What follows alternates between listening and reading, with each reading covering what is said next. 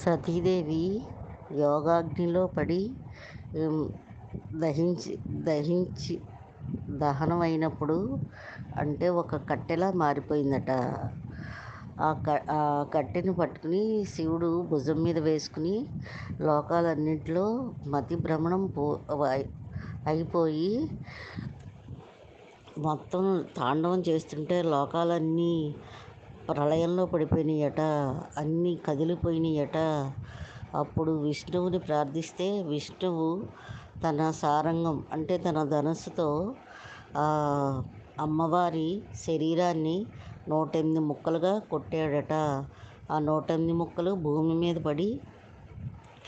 మీద పడ్డాయట. అప్పుడు శివుడు అమ్మవారి శరీరం కింద పడిపోగానే స్పృహలోకి వచ్చాడట. అప్పుడు బ్రహ్మగారిని పిలిచి, అమ్మవారి ఈ శకలాలు ఎంతో శక్తివంతమైనవి, ఈ 108 ముక్కలకి 108 శక్తిపీఠాలను కట్టమని బ్రహ్మగారికి ఆదేశం ఇచ్చాడట. అవే ఇప్పుడు